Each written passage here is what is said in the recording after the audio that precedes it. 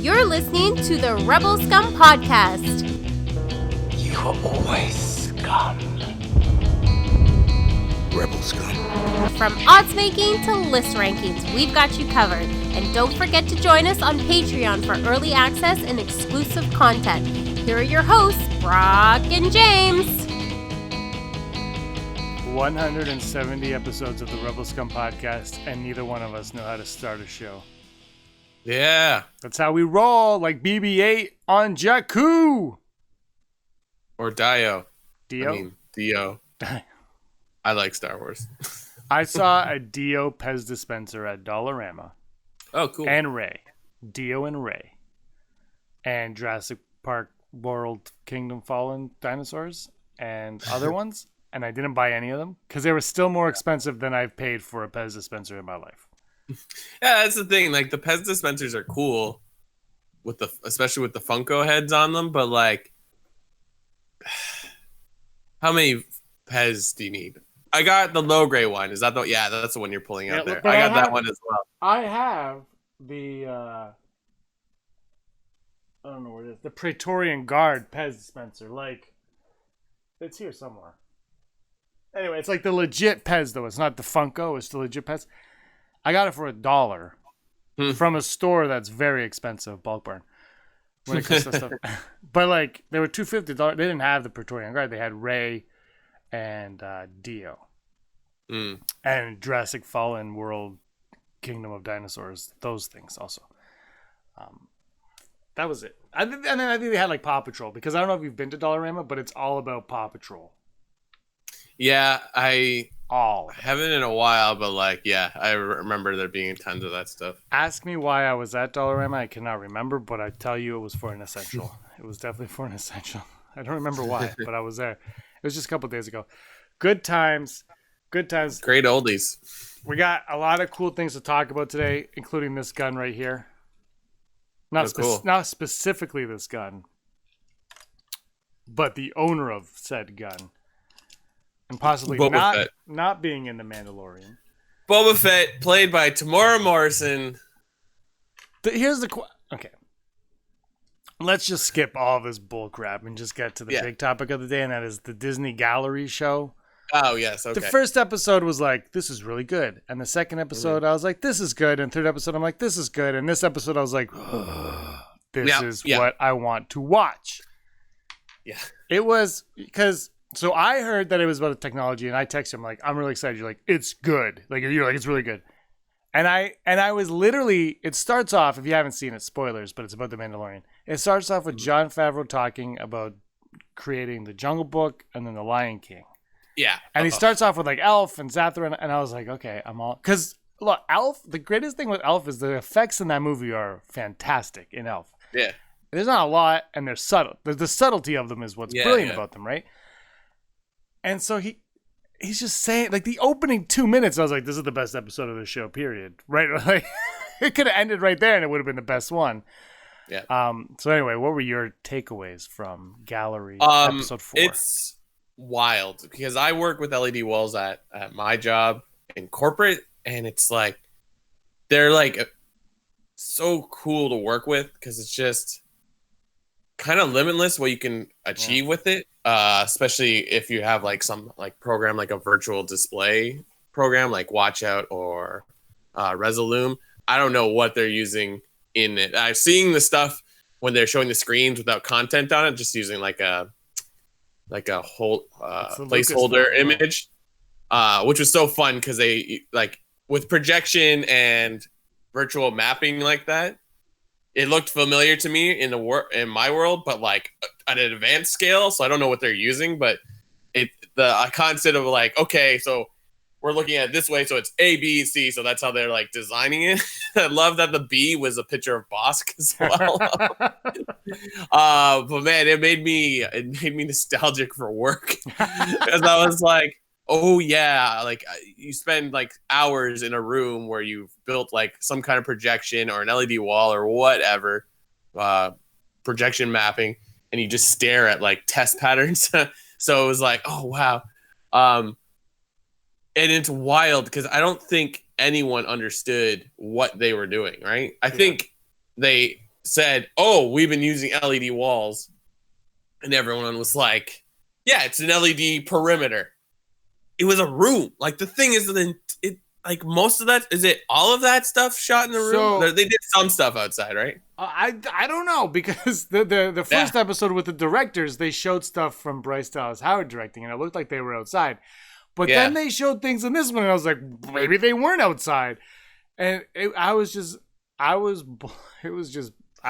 blowing. I was honestly waiting for a moment when they keep going back to the round table stuff, and it turns out they've been sitting in the volume the whole time. That's what it's called, the volume. Well, they said that they had a directors meeting with like the presidents and stuff, people. Yes, and like no one knew. Like it was Filoni and Favreau, and no one knew that they were in a fictional room. It's the holodeck from Star Trek. It's created that. I love the part where they talk to George Lucas. Are they all? Does he say anything, or they just relay? He kind of reiterates what they said earlier. Well, yeah. But it's just like this is what he's been dreaming of for like years. and to that point, like Favreau's like, we were designing all this, and then he's like, I go to Captain Kennedy. She goes, oh yeah, this is what George was trying to do back in the prequel days. And then George Lucas is sorry, he's on set. And he's like, we were trying to do this, back then, but it's like, oh, his mind was like 10 years ahead. Bryce Dallas Howard, I swear she just got hired because she knows all these things about George Lucas. Where she said when he was shooting the prequels, he said, one day you'll be able to do this in your garage. Yeah. And he's like, you won't even know. And you don't. It's so insane. But I love though how the one thing that I loved about this show was it didn't just show the technology being used and the video game aspect, that like all of that was amazingly brilliant. But when he started and he was like, well, I did Elf, then did Zathra, then did Iron Man, and then we did Jungle Book. But he goes, but the problem, and you know what? I've always had this thing with green screen. The lighting on green screen has always been off. And if you watch a lot of movies on green screen, they're very like haloed.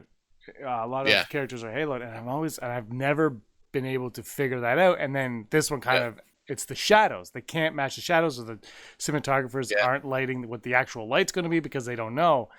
Yeah. And so he tried to get around that in the Jungle Book, and then the Lion King, they took it to the next level, and now I'm just curious, like, what is next? Like definitely you're not going to know, like with a pandemic going on like it is right now, they're making it already, so you'll never need to travel anywhere ever again to make a movie. Yeah. Like, oh, we're going to shoot this on location.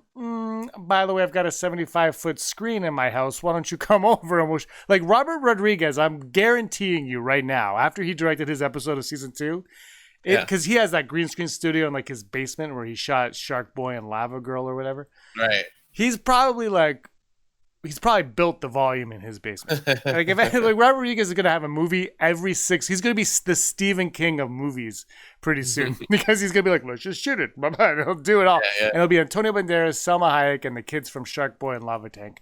And they're going to be whatever. It's going to be great. Yeah, like I love the part where they say it's like now all of a sudden you have 12 hours of sunset or sunrise. Yeah. Because they're in full control of everything. And I'm like, wow. And it's cool too, because I think it's not just the LEDs, it's all the set involved in it too, and like the set decoration interacts with what's on the screen, right? And like I think they said the Razor Crest, they build half of it for the part that they walk out of, and then the rest of the Razor Crest is just the LED wall, and it blows your mind. Like it's just the fact that like I love how like they. I think Favreau definitely knows what he's talking about, but I do like watching Kathleen Kennedy explain it because I think she understands it on a very general idea. Yeah. And she's just letting them go with it. Like I like how she's like, when I worked on Indian in the Cupboard, I think that's the second time she referenced Indian in the Cupboard in the series. But it's a good point because it's like, this is what we would do. And it wasn't even green screen, I don't think. It was something else. I can't remember what she says. Yeah. But it's just like, to go from this to that, it's wild. It's like they probably, once that becomes easier to build, they'll never have to shoot outside again. Which think of like pandemic aside, obviously weather. Yeah, you never have to worry about weather. Never. You never have to worry about. I mean, it could be devastating to Vancouver and Toronto. Yeah, I was just thinking that too, yeah. So they should really jump on that. No, I think I was saying to you, either off camera or maybe once on the show, I was working on American Gods with an LED wall, but used in a sense of it's just, look, there's a massive LED panel in this set. And it was right when this, the news of this LED wall came out that, near the end of it, this one guy was like, yeah, so this, I was talking to one of my colleagues, and now he wants us to buy all these LED panels and do what the Mandalorian does. And I'm like, I mean, you can. I think there's a lot more to it than we know. And it's just dumbfounding because it's interesting that VR VR being used in this too for shooting. Like in Lion King, I had no clue. Now that makes so much more sense. Yeah, they just utilize, and the thing that I love, with Favreau, because we're always like, well, George Lucas, Favreau's got that Lucas quality where he's thinking of the future. Well, I think Lucas was a little bit more in tune with the technology and how to get there, whereas Favreau's more like, give me the toy. I want the toys. How do I get the toys? And he's like, that toy is not good enough. How do I get a better toy? He's more, so it's not disrespect to him. No. They're different minds, obviously, is what I'm saying. But he's got that aspiration of let's up this. What James Cameron was saying The Force Awakens lacked is what he was bringing to The Mandalorian. The Mandalorian changed movie making. It's going to change the way they make movies. Oh yeah, forever. That is such a game changer, and it's crazy that it started with the Jungle Book with the shadows, and then Lion King, right? But it's such but that was something that I really took from. Like I said though, every time I watch something with a lot of green screen, the one thing I always notice is the light is always off. There's something always off, and it's the shadows. It's like, that makes complete sense. And then they had that weird wall, and I was like, I don't know what's happening, but hopefully nobody had seizures working on this movie, because that was crazy. And it's so realistic that people are like, oh god, there's a fire. It's like, oh, that's it's everything about it was just, I was blown. I hope the next episode just continues on with this one. And who do you think owns the volume? Is it Disney, or is it another company? Because it seemed like there was I think they used the word think tank of people putting this all together. I feel, and I could be way off, because I haven't Googled this or looked it up, but I think it is Lucasfilm, ILM. Sorry. What am I saying? I'm going to say ILM, but I think it was just they got a bunch of great minds together to come up with it. And that's a good point. ILM isn't now technically it's probably more affiliated with Disney, but it's never just been a thing of Lucasfilm. ILM did a lot of different things for a lot of different productions. Yeah. The best. The best. Yeah, exactly. The reason I ask is they're gonna, once this becomes a little bit more affordable, apply this to theme parks. This is Disney's future, Disney World and Disneyland. I mean, they kind of already do it, but you know what I mean? You came on the King Kong ride with us, right? Yeah. And that's all LED walls on. Exactly. And it was, that ride I thought was extremely fun. Yeah. And it was basically watching a movie, and you're just going like this. Yeah. So that's it. Yeah, because we went on the Gringotts Harry Potter ride, and I think I said to you guys after we went on, I was like, I would love to see what it actually looks like with all the lights on, so you can and the protection. Because there's a point where you're supposed to be in the mine cart for the bank, and Voldemort blows up the track, and you fall into darkness. Yeah. Remember that part? Yeah. Because I don't like rides, and you and Aaron sitting beside me, and all you hear is silence as if we're about to teeter over, and Aaron's like, "Oh, Brock!" She's like, I'm so sorry for doing that. But no, seriously, I mean, I think they'll start applying this to theme parks, especially Disneyland, Disney World, and Universal. My goodness. You haven't made the Epcot, right? No, I haven't. I have been to Epcot. Did you go on the Soarin' ride? No, because... Okay. It's not a ride. You talk her into doing it. Here's no, seriously. So we didn't know what to expect. First of all, Putty from Seinfeld is the guy talking to you on the screen as you wait in line. Right. And so you get in, and it's just like a row, maybe 2 rows. So you're here in a row, then there's row there, and in front of you is literally like 100-foot screen, and it's green. And then the chairs lift up, and you're hang gliding across the world, but you're sitting in a chair, and you barely move, and they blow wind on you. Is Soren the one in the older part of Epcot? Or no, sorry. Yeah, no, I was going to say, isn't that the one at the Avatar thing? But that's in Animal Kingdom. Yeah, that's an Animal Kingdom. No, this ride was, I only did it once because of my nephew. Everyone else did it twice, but whatever. And that ends with Tinkerbell. Spoiler it. But it was like, you're just like going, and then like you see elephants, and you could kind of feel like the dust hit you and stuff. But it's a green screen, I guess. But right, yeah. But like it's the same idea though, where there's nothing, there's not much to it, and you're using a screen. And screens are the future. Look, Canada's Wonderland. Everybody, it was Paramount's Canada's Wonderland, and they had a ride called Days of Thunder, and it was just you're in a chair, and then it'd be like, get to the left. Remember that? Yeah. And they had then it turned into James Bond. And it wasn't as good because it was like James Bond doesn't just drive. He does more than that. And then at the end, he made love to a woman, and it was very awkward. Sitting in a theater with your parents, and all you hear is, "Oh, James." You're like, yeah, I'm sure it's no different from watching Titanic with your parents, which I did in the theater. I didn't see Titanic in the theater. You haven't lived. All right, Guess what? They make it. I saw it on VHS in 2 nights. VHS cassette a night. That's how I rolled. I was like, nothing's happened. And the second tape, I was like, oh, everything's happened. Second tape, all they say is Jack and Rose. That's the only 2 lines of dialogue in the second tape. Also, I still don't understand why Billy Zane has a gun. It's still the part in the movie I'm like, I don't get it. James Cameron, Chippewa's finest. That's true. But yeah, like it was a great episode. Reham's not watching it. I said you need to see what they can do. Just watch like 5 minutes of it. I will watch what I want to watch, Brock. I've recommended this episode to everybody.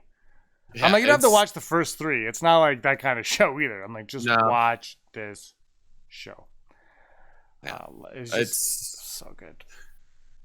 It's very impressive. I'm like, wow. Like the scene where he fights the 2 Trandoshans in the second episode. I thought that was a real place. Yeah. It's not a real place. It's LED walls and like 1 fake rock. Yeah. What? Yeah, LED wall and a fake rock. And then the ceiling moves too, so that you have the reflection. And they're like, we got to use the reflection. I'm like, and when it was like, when you have to remove the green out of the reflection, then you have to add in a reflection. I was like, that's freaking genius. Because all you're doing is, it's a virtual set. It's the holodeck from Star Trek. It's actually, it's so crazy. And just the way like it moved with the camera, like they had it all set. Yeah. Unbelievable. Yeah. It's... Star Wars is fantastic. It's the worst. Andrew Fantasia's 4th episode of Thumb Wars was out, and there's a little nod to Rebel Scum podcast. If anybody has seen the episode and has spotted it, or if you haven't and you want to watch it and spot it, let us know. There's no contest, but you win. We'll give you a shout out. We'll give you a shout out on the show if you spot the Rebel Scum. I refuse. There's a reference there. And he made fake Star Wars music, like copyright-free music for it. Yeah. It's pretty hilarious. It's like, do, do, do. Star Wars. What are you going to do? Star Wars. Oh my God, is the pandemic over? No, not yet. Well, you wouldn't know that if you're at the parks of Toronto. I've been calling it the Florida of Toronto. Yeah. No slam to my Florida friends and family. Family in Orlando. And she's just as frustrated with her fellow Floridians. That's the thing, though. It's like, what percentage of the people are being dum-dums right now? And, it's... Everybody wants to prove a point. How about you prove the point Yeah. of stay the hell inside so that I can enjoy my summer outside? Yeah. That's really. I mean, we don't want to be like, I don't know what the word is, judgmental, I guess. Well, like, because you and I both have backyards, so it's like I get it for people in the city where like, Oh yeah, their backyard is their local park, but like for people who don't know, a lot of people in Toronto decided to fill a park called Trinity Bellwoods. there are very more than popular one parks in Toronto. Yeah, but like, and yeah, that's the thing. That's exactly what I was gonna say. It's like it's a popular park, but it's not the only park, Or the like, best park. or the best park. So it's sort of like, but you know what? My ice cream store in Streetsville, Murphy's, which is a walk-in, use cash only place, has opened as well. It's not really functioning as the same, but it's just like you're really on the fence where you're like, Is it cash they need only, to though? open. I don't know. I didn't go close enough because there's too many people. No, a lot of places Like- have opened, and a lot of Yeah. restaurants are takeout now, and that's cool. Like they gotta make, you know. There's the problem is when you let your guard down. See, what you still have to. I think it's important to still take precautions when you go out. But go out, get your ice cream. Just don't eat your ice cream and then cough in the person beside you's face. Or, you know, like, do you want to Don't try my scare ice cream? people. Yeah. Do you want to share Stand ice in cream? line. Let's all share a bowl of ice cream and we'll have fondue after. All right, let's do it. Just don't do that. How long ago was Mother's Day? Over 2 weeks 2 now? weeks ago now. 2 weeks today. Okay, good. Because like I spent time with my parents on Mother's Day or the day before Mother's Day. And as I'm driving home, and I'm like, well, I guess I have to wait for 2 weeks to find out if I passed any germs, and I guess everything was okay. But you know what I mean? Like it is frustrating. I get it, but Well, the thing is, you also might have passed gyms and just not known it because they might Yeah. be immune to it. Who knows? yeah, that's the other thing. I don't know, but this is why you should stay inside and watch the fine programming on Disney Plus. Watch the gallery; it's great. Yeah, I finished Rambo. Last Blood. No, can I Last just tell? Blood? Okay, I have to. I know it's a Star Wars show, but I gotta talk about Rambo: Last Blood. Have you seen any Rambos? I don't think so. Okay, so Rambo's great. The last Rambo movie, which was just called Rambo, which I thought was going to be the last Rambo movie, perfect. Yeah. Amazing movie. It's actually, I haven't seen it forever, but it's phenomenal. I saw it in the theater and then I bought it. I was like, this is great. It's the only Rambo I own. I'm sure the first one's better. I don't care. I haven't seen it forever. This Rambo was awesome. So I'm like, I'm going to watch Last Blood. So I'm watching Last Blood. And I'm like, this is the plot of Taken. And then I stopped watching it, if you remember. So it's about his, like, I don't know who she is. His niece gets taken to Mexico, or she goes to Mexico, and then she gets taken and, like, sold for, you know, the same as Taken. And Rambo's like, well, I gotta go save him. You know what I mean? We gotta go down. I gotta go ahead. So he goes down there. Don't worry about And he goes down there, and he gets the crap beat out of him. And they scar him up. And then, like, we're going to do the same to her. And he's like, "Eh." So he's out of it for 4 days, and then she gets taken, she gets drugged up and sold and all that stuff, and they give her the scar and all that. So he takes her, so then Rambo saves the day. But there's still 40 minutes after that. And I was like, what is the next 40 minutes? Yeah, I was like, what is the next 40 minutes going to be about? So I'm not going to spoil it all, but it goes from Taken to Home Alone. I swear to you, it's home, but it's like gory Home Alone. It's like Home Alone if Kevin McAllister was older and wanted people to really, really suffer because there's a lot of blood and stuff. But he just booby traps his farm. Yeah. And the bad guys come. And which is also the same as the ending to Jane's Got a Gun. But anyway, he's like booby traps his farm, and they cut to him like sharpening his knife about 7 times, to the point when I said, "I think it's really sharp." Like it was like I think they reused the same shot again. Not to go back to Home Alone, but Home Alone 2: Lost in New York. There's a shot of the bird lady, and they use the same shot 2 times. So Oh yeah. it very much is. So it goes from Taken to Home Alone. I feel like whoever wrote it was like, my 2 favorite movies are Taken and Home Alone. How do I combine them? Rambo! And then they put them together. And no Star Wars reference at all, but Taken and Home Alone. Home Alone's got to have a Star Wars reference in it. One of those micro machines has to be like a Millennium Falcon or something. Maybe.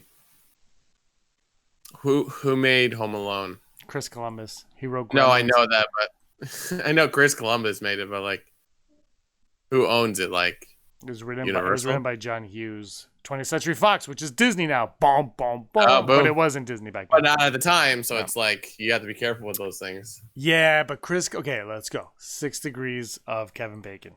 Chris Columbus, Steven Spielberg, George Lucas. Done. I got to Fair. Star Wars in 3 degrees of Kevin Bacon without even bringing up Kevin Bacon. All right, the odds. The odds. Never tell me them. Today's odds Brought about to to that. Buy our Patreon. Patreon, you know you are a lovely Patreon. Ooh, did I just bring the Hollow News song to Patreon? Exclusive. Our Patreons, our patrons are Heidi Feder, Al Schuler, Barry Brophy, Dennis Allen, Mary Kristen Aton, Jeff Wilson, Phil Staniforth, Janet Rubio, Rachel Alford, Austin Schur, Scott D, Andy Higgins, Josh Price, Mason Hope, Matt W, Rez, Rural Farm Boy. If you need an answer to a trivia, call him. Frank Perkins, Sooner Thrawn, Neil Lowry, D Raven Spencer, Charlie Skywalker, Gleek Play 1, Kayla Davis, Automated Joy, Charlotte, Aaron Quinton, Jericho Cade, Girls with Sabras, and Sabras is the French way of saying savers. We're bilingual in this country. And the Sabra. Den of Nerds. Oh, I didn't have Den and Nerds on my list. Because I copied and pasted, and I guess I cut above Den of Nerds. He's not on mine either, but Josh is still with us, unfortunately. He flew the coop. He's trying to, but his credit I have his credit card info, so I just keep linking it every month. Anyway, that's our Patreon. Thank you everybody for all of your Patreon support. Really means a lot to us, and I hope I hope people are doing fireworks tonight in glorious US of A. Mhm. This is the weekend that Jurassic Park 2: The Lost World opened up, Memorial Day weekend. Nice. Huge fan of that. I went to Lost World Day at the Skydome for a Raptors game back in 1990, whatever. They gave away a free VHS copy of Jurassic Park. Wow. Not The Lost World, but Jurassic Park on Lost World Day. Mhm. Just saying. Still Nothing marketing makes sense at the Skydome. Let's just be real. You would know better than anybody else. Yep. All right. Today's odds were made up 2 minutes ago. Thank you all, Patreon. The odds of... This is from Heidi Feder. So last week, I mucked up. Aha. She just wanted to know if any song from The Mandalorian, the holiday special would appear. You did. I knew it. But will any song from the holiday special appear on The Mandalorian? From Heidi Feder. Just bringing us more content every week. So will any song? Any song that's in the holiday special. I don't remember what I said last week, but I'm gonna go 95% because it's just like that's just so perfect when you think about it. Just humming it, right? You don't even have to sing the actual song; just hum it, and it's just like that's the B. Arthur song, or that's the. Oh God, I forget what the. I want to say Donna Summers, but that's not right. But yeah, or like Jefferson Starship. There we go. Jefferson Starship, yeah.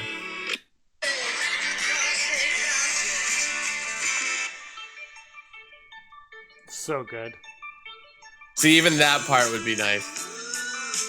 He's just like driving in his spaceship, and I hear.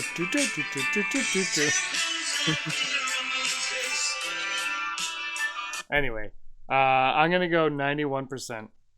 Yeah. Although you know what, so I have great. this feeling though that they're steering, that he got that stuff out of his system in season 1, and now he's focusing on like the actual stuff. But who knows? It'll be fun to see. The odds of Timothy Oliphant playing Cobb Vanth. He apparently is going to be in season 2, and the rumor is he will be wearing Boba Fett's armor. But we all know he can't be Boba Fett. And in Aftermath, a character named Cobb Vanth is seen wearing a famous Mandalorian armor.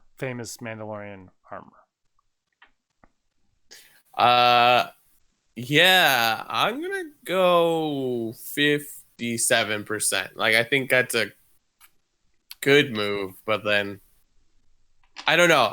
Kevin Smith was talking about this too, and he said like, that like they're revealing this stuff, and maybe they're just doing it to give us news to something to talk about Star Wars right now, but it's like these guys are trying to outdo the first season, so it's just like all this stuff they're revealing has nothing to do with what really is going to be like amazing in the show. So it's like, or it's adding sure, yeah. to what's amazing, right?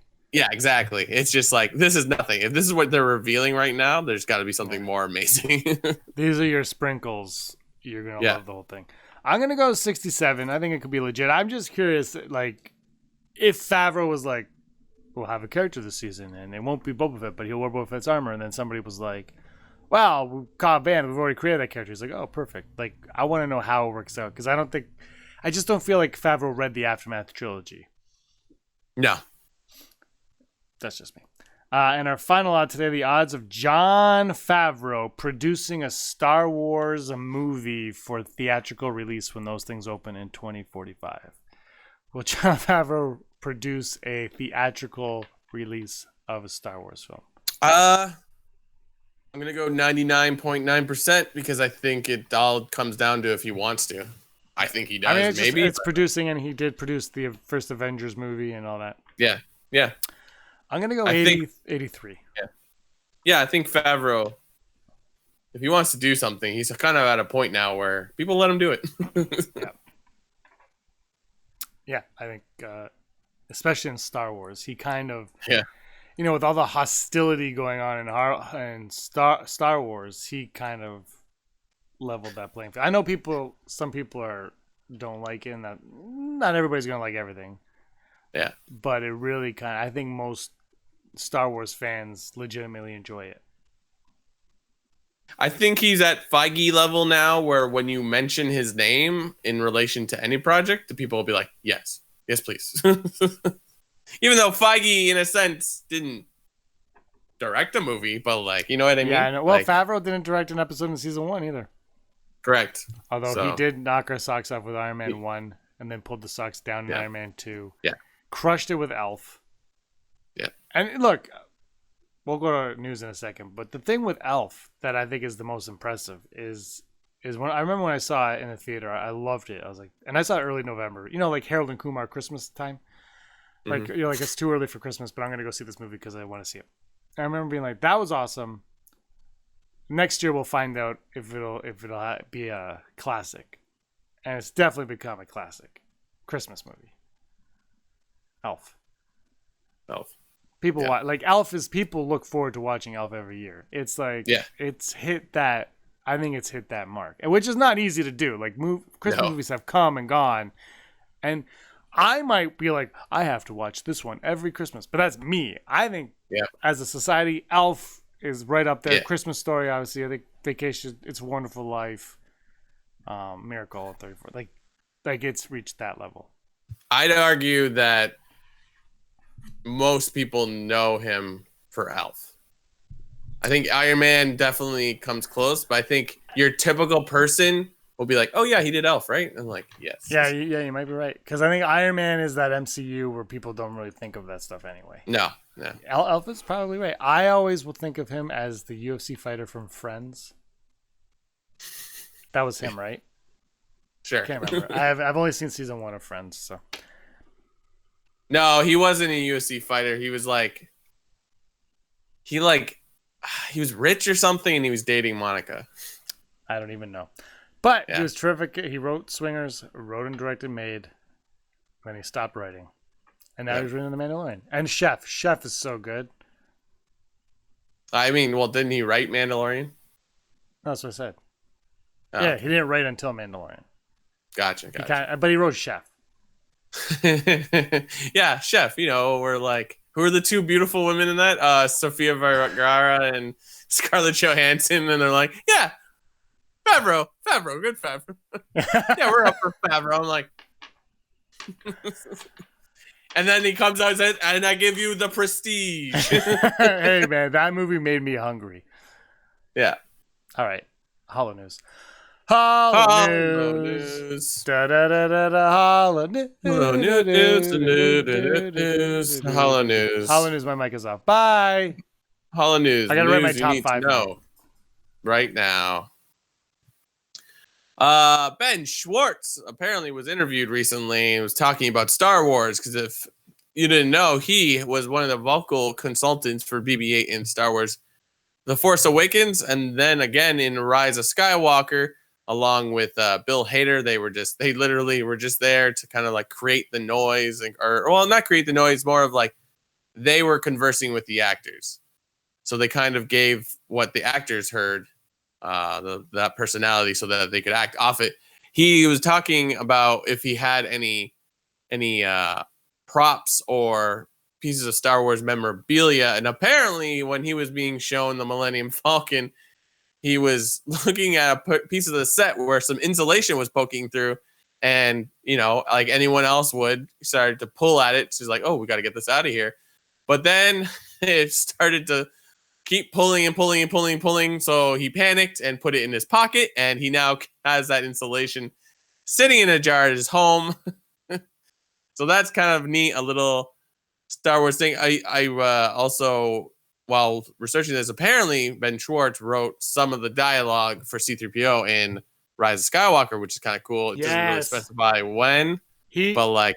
Sorry, he did say he was on a talk show, I think it was Jimmy Fallon, he mentioned one of the lines that he wrote. Do you remember which one? It was when they're in the space snake's cave, and he goes, "I'm fine, thanks, no one asked me." Yeah. He wrote that line. That was one of them. He didn't say the other ones. Fine. Yeah, he wrote that one. He didn't mention the other ones that he wrote, but he did write that one. That's awesome. Like, it just, I mean, I think if anything you take away from Rise of Skywalker is that C-3PO is really funny in that movie. Simon Pegg would like to be Dengar in The Mandalorian. If you know this or not, Simon Pegg, of course, was Uncle Plutt in Force Awakens, but he's also voiced Dengar in both Star Wars Battlefront and the Clone Wars. I assume the show. I should have looked it up. I don't know. I don't know if there's just a Clone Wars video game, but he definitely has mentioned it to people like Taika Waititi and Jon Favreau. And if they bring Dengar in, he really, really hopes that he can be that person. But yeah, he said that to Collider, and that would be, I think, a good move. Though I don't see Simon Pegg when I think Dengar, but also I don't see Simon Pegg when I think Uncle Plutt. But he was in there. And in sad news, the very memeable, well known by Star Wars fans, Ken Nightingale passed away last week, I believe. You might know him better as the pink shorts boom guy. That was made famous from a picture from the set in Tunisia for A New Hope. He's literally wearing just pink shorts and holding a boom pole up in the air. He passed away at the age of 92. He also enjoyed the fact that people really picked him out of that picture that you would see in behind the scenes shots. And he had a pretty elaborate career. He worked on the Michael Caine version of Alfie and several different Bond movies. So thank you for everything you brought to us with the pink shorts. And this has been your Hollow News.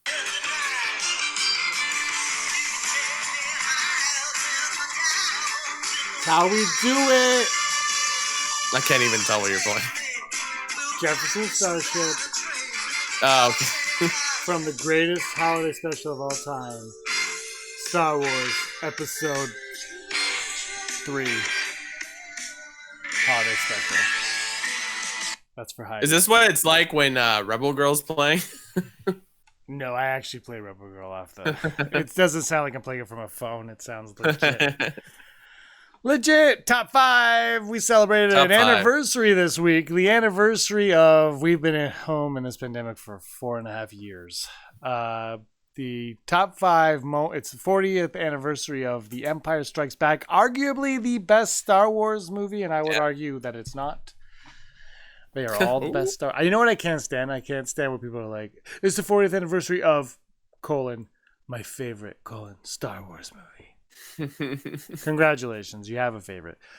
It's the 40th anniversary of, my third or fourth or fifth or first or second, I don't know, of a Star Wars movie. It's called The Empire Strikes Back. Maybe you've seen it, maybe you have not. It's like The Last Jedi, but in the reverse order. Yes. Yes, it is. And it's funny because some tidbits, they use salt on Hoth and crate is salt. Ryan Johnson.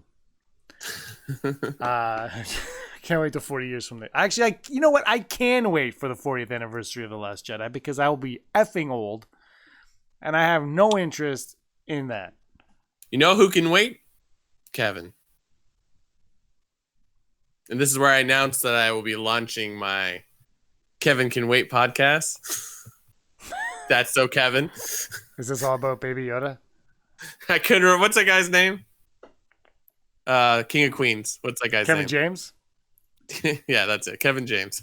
The name is literally in the title, Kevin Can Wait, and I couldn't remember it.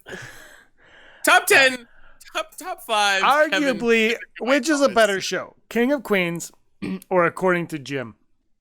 Because I am a huge... King of Queens, just specifically for Jerry Stiller, R.I.P. Oh, true. But according to Jim, the brother-in-law is hilarious. But like, you get Jerry Stiller in that show, plus Patton Oswalt's like the funny friend, and then there's like another big guy. Patton Oswalt came in later on after they kicked that Rocco guy out. Right. But like, Patton Oswalt was always there. They kicked out the Rocco guy for like the guy who looks like Kevin James' real life brother, who probably is. Right. It's I feel that King of Queens still kills it because they have basically that brother-in-law character times 5 in that show. You're right, but according to it's a whole show of short, stocky guys. But according to Jim, has Jim Belushi playing harmonica off the top. Yeah, that's true. I can't fight that. I saw Jim Belushi and Dan Aykroyd at SARS Stock 2000 and whatever that was, whatever SARS 2004, 5, 3. When was SARS? Yeah, they had the SARS Stock in Toronto, and Jim Belushi and Dan Aykroyd hosted that show. I can't wait till Corona-rama. Where? Sorry, I have a top 5 moments from The Empire Strikes Back. If you guys have top 5 moments from The Empire Strikes Back, let us know in the comments down below. My number 5 is when Chewie puts C-3PO back together again and has him in his little... I always loved that as a kid. He's like carrying him around. Oh, hey, watch where you're going. That's my impression. I'm very good at them. I love it. And then he's trying to put his leg on, and I love that stuff. Bonding. My number 5 is going to be... I think I like the idea that the Millennium Falcon just floats away from the Star Destroyer. I like the fact that it's just like, oh yeah, the Star Destroyer is so big that they don't even notice there's a ship latched to them. Which I feel like they used that in a sequel trilogy movie. Like the idea of that, not the same thing. But they're like, they won't notice us. We're so small. No, never mind. I think Rise of Skywalker's something to that, but not really. Like when Jango Fett chases Obi-Wan in Attack of the Clones, it's similar to that. Yeah. My number 4 is Yoda using the Force to lift the Falcon, which we later see in the sequel trilogy movie, The Rise of Skywalker, which everybody hates, but I think it's a perfect ending to Luke's journey. My number 4 is going to be the Bounty Hunters, just standing in a row, and that's it. Awesome. Without that, we don't have the Mandalorian, so there you go. It's true. Actually, if you haven't read the article, Joe Johnston, that's the guy I work with, Joe Johnston on StarWars.com, read it. It's very good. He talks about how they came up with the concept for the Mandalorian, and it's a really good article. Number 3, the Wampa attack. Love that opening. Love it. I mean, look, arguably when Han opens up the Tauntaun, every time I have an orange and I see the inside of an orange, I think of the inside of a Tauntaun. Since I was a kid, that's what I. Also, getting my Yoda figure stuck in the Tauntaun figure as a child, that was a lot. You're like, I can't get it out. That's not in the movie, but that's up there for me. My number 3 is gonna be and I thought they smell bad on the outside. That's arguably the hardest part to do with a toy. So, like, do you think that part is actually shot in Norway or is it on a set? That's like on an LED screen. No, I think that was all in Norway. Is all of it in Norway? I mean, like, obviously they are in Norway because we know they go there. But I think it's all Norway. Because, like, that makes me wonder of, like, because you know how he says that. He's like, on the outside. Like, he's tired of lifting him. And I'm like, I wonder if that's like, I've been outside in a blizzard Probably. in Norway. That's not even acting. I think it was on Norway. Though then just prior to that, Obi-Wan appears to Luke. And that's the first time we see Obi-Wan since, like, New Hope, sacrifices him on the Death Star. Like, that's kind of probably, I mean, I don't think George Lucas just created that, like, idea of, like, see-through, right? It's just like film on top of film, and then Han just shows up. I'm like, wow, that was like revolutionary at the time for it to look so real. And then he wasn't there, but like, and then now we have the volume. Star Wars hasn't won an Oscar since A New Hope. Wow, really? That's the dumbest thing you've ever heard in your life. Haven't they like won like effects and stuff like that? No, Phantom Menace lost to The Matrix. That's kind of a joke. Like, Bullet Time was cool, but Jar Jar Binks was a living thing talking to people. Yeah. Like, anyway. My number 2, I always thought when Han was being, when Vader's got him, he's like, when as a kid, I was like, oh, they're preparing him to freeze him. He was actually getting tortured. My number 2 is Han frozen in carbonite. My number 2 is basically just Yoda in general. I can't really choose a moment because it's sort of, like, the fact that he pretends to be something else is like pretty awesome, and then like seeing what like they can do with a puppet looks so good, and then like the scene where where Luke goes into the dark hollow, what do they call that, like the cave. Force cave? Yeah. The Cave of Wonders. So yeah, I'm just gonna lump that all together. I think Yoda is great. My number 1 is I don't think many people would suspect it, but it's I Am Your Father. Oh my god, that's mine too. Oh my god, it was funny because I don't think either one of us had it on our top 5 Skywalker saga moments. That is the most referenced line in cinema history, probably, arguably one of them, if not top 5 for sure, but it's up there. And it's a great movie. And the thing with that moment, for better or worse, is it changed the franchise. Yeah. With that one line of dialogue, then now moving forward, every Star Wars thing has to have some kind of twist. Even though they don't. Yeah. I mean, no, not really. Well, the sister's Leia, but it shouldn't have been, but it was. But it shouldn't have been, but it wasn't initially supposed to be. Anyway, those are our top 5 Skywalker Saga moments. And we want to remind you that you can listen to us on Apple Podcasts, Spotify, Stitcher, SoundCloud, Google Podcasts. It's not Google Play Music anymore. It's Google Podcasts. They sent me an email to let me know. Oh, really? They're like, we are changing. I'm like, I thought you already did. But anyway. Does Google Play Music still exist? I think so. But we're in the podcast section. I don't really understand it. I think it's separate. Right. They sent an email. I thought that change already happened like a year ago, but now it's official. And wherever else you get your podcast, I'm sure you can find us. And we're right here on YouTube as well. Brock, any final words for everybody listening to us today? If still jonesing to watch some Empire Strikes Back, check Fat Man Beyond. Kevin Smith and Mark Bernardin did a watch along Empire Strikes Back, so those are always fun. I don't know if you want looking for a new way to watch it. I'm not. Oh wow. I only said that because I'm James and you were always scum.